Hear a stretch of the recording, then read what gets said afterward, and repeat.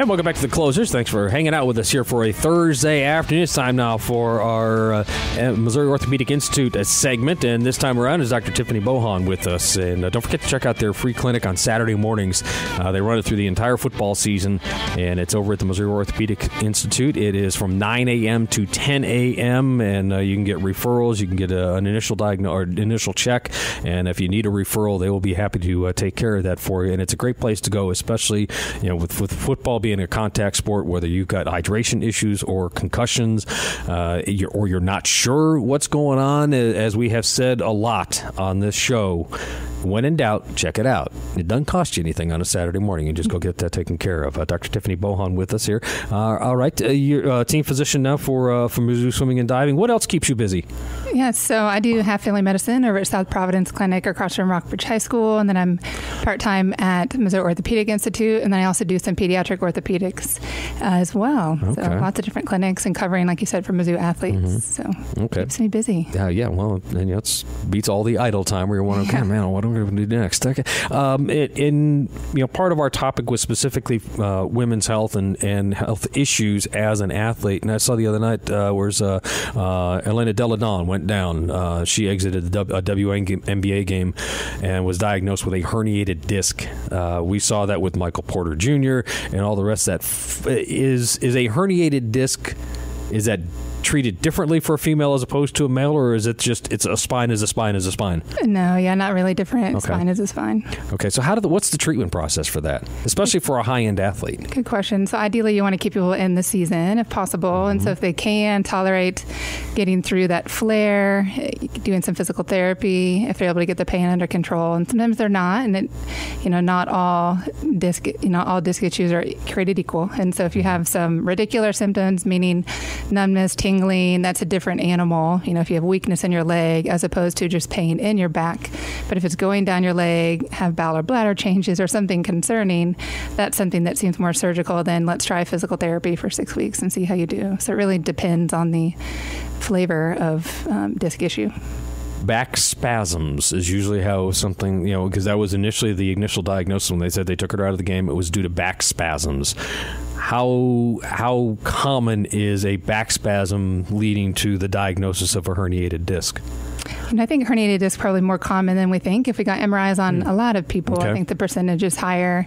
Like I said, we get more concerned if there's nerve involvement. So if it's pushing on something that's, affecting something downstream, we get more concerned with that. But I think they're in more people's spines than we probably know. Probably so. Okay, now for the female athlete, what are some of the things that you really watch out for that, is besides some of the obviously the physiological issues, that you don't necessarily see in a male athlete?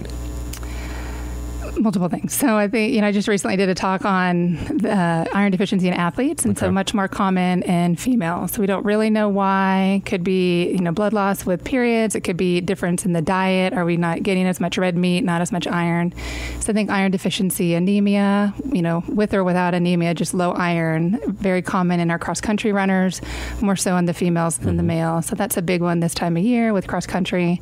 And then also, you can't not mention ACL injuries in females compared to males, 2 to 8 times increased risk in females. Also not completely sure why, but multiple theories on that. Well, there went the next question, was because people are going to go on and, okay, well, why is that such a huge number? Is it, and I've heard some physicians will say, well, it's because the way the hips are aligned, and women, when they jump up, naturally will land down knock-kneed, and that puts extra stress on the knee joint. Exactly. And then the notch is a different size, and have to throw in the word hormones. You never know the hormonal influence. And so I think as they do more research on that, we ideally will figure out how are the hormones affecting things, even in iron deficiency, with ACL injuries, timing of the hormone changes. I think there's a lot that we don't know that down the road, hopefully we'll know more on that. Yeah, I know we talked about it when you were in with us last year. We had talked about that because I noticed, especially like when my wife, when she was pregnant, all the joints became very loose, and that's part of the hormone change aspect. Things became a little bit more squishy, a little bit more rubbery. Exactly. So, when you talk about the iron deficiency, possibly anemia, and with cross country runners and some of the other female athletes, How quick are you to circle back to proper diet and nutrition and make sure that we're not dealing with an eating disorder? Great question. So I'm very quick to circle back. I think just in general, our trainers, do a great job, nationwide. I don't, know that we tune in as much as we should to the diet. A lot of times we're quick just to say, here's some iron, let's take some iron. But I think everybody deserves a good dietitian, nutritionist. And we have great ones here in Columbia that are sports dietitians that understand how much iron do we need. An average person needs a different amount than someone that is deficient. And so keeping an eye on that. And we're spoiled here at Mizzou, able to do some blood tests to keep an eye on our track cross-country athletes to make sure that they're not deficient. And then, we're exactly right. I think, looking, are we, deficient in it because of our diet? Do we have an eating disorder, whether it's intentional or not? I think that definitely plays in to a lot of injuries and deficiencies.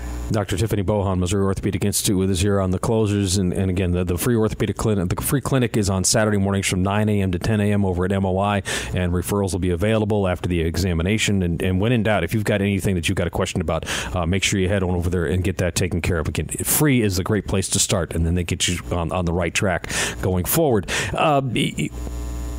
When you're treating the female athlete, is rehab and physical therapy, and is that different because of the bone structure, because of the joint structure, that than you would do with a male athlete and their particular rehab from like an ACL? Good question. So it depends, really on the strength. So oftentimes you're working more on the medial aspect of the quad, and females, you have different ratios of the strength. And so I think depending on where someone's deficient with their strength, you can focus more on the VMOs versus the gluteal muscles. But in general, whether it's a shoulder, things like that, much more similar. Guys often have more muscle bulk, and so they might not have as much weakness as we do in the female athletes. Like you said, when they land and just have that knee goes in. So trying to combat against that can be more difficult. Dr. Tiffany Bohon with us here on the closers. Okay, so on the injuries to female athletes, and we talked about the ACL. What are some of the other problematic injuries? I would think naturally on the constant pounding that feet would be a problem. That you'd have a lot of foot issues and maybe shoulder issues. What are some of the other high level issues that you have? Great question. I would say more just stress fractures in general. Okay. So I think whether it's the tibia in the feet, as you mentioned, more common. Also, I'll circle back on the eating disorder. So just that poor energy availability, you're not fueling as you should, and the female bones seem to break down quicker than the males do. We're learning more about the male athlete triad, so we're seeing more stress fractures. Meb, a marathon runner, had a pelvic stress fracture, and so that's shed some light on, okay, this isn't just a female issue, although it's more common in females. We don't want to leave out the males that are working out a lot, might not be fueling. They can still get these stress fractures, but seeing them much more often in the female athletes. Last one here before we part. This is important across all of the athletes, but especially with the female side of things, because of some of the things that you've heard with body shaming and with the weight and all the rest of that. How important is the mental health aspect of an athlete? How closely do you keep an eye on that? Because that can be so much a causative piece to everything else that happens. Absolutely. I think that, being a Division I athlete is very difficult. And so there's a huge mental component of keeping up all the different arenas that they're in. So it's very easy for the mind to break down in that. So I think we have great coaches and trainers to keep, their finger on the pulse of that, because we can't be as physicians at practice all the time. So I think them keeping an eye on that is great. And then through Mizzou, we have a healthcare team that is specifically designated to work with that. So I think we're really set up to succeed here with what we have. How close do you keep an eye on that?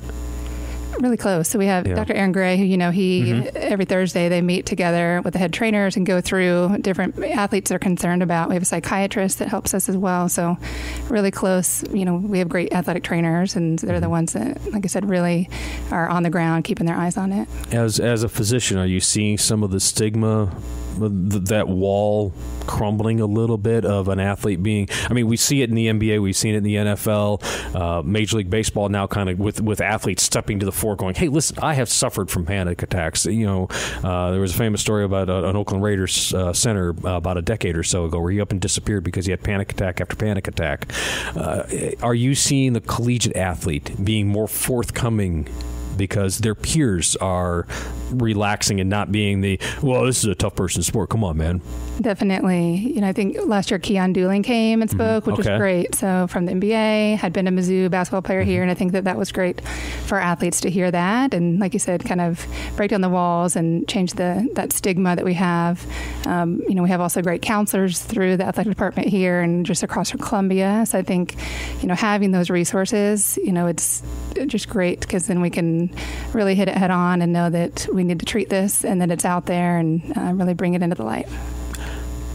Last question here as we get ready to step out of here. Dr. Tiffany Bohon, Missouri Orthopedic Institute with us here. The free clinic on Saturday mornings from 9 to 10 a.m. Training.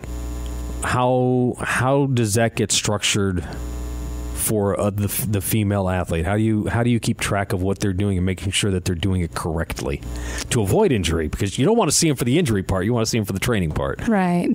Definitely. And that's the hard part. Oftentimes I'm seeing them when they have a stress fracture, if they have low iron, things like that.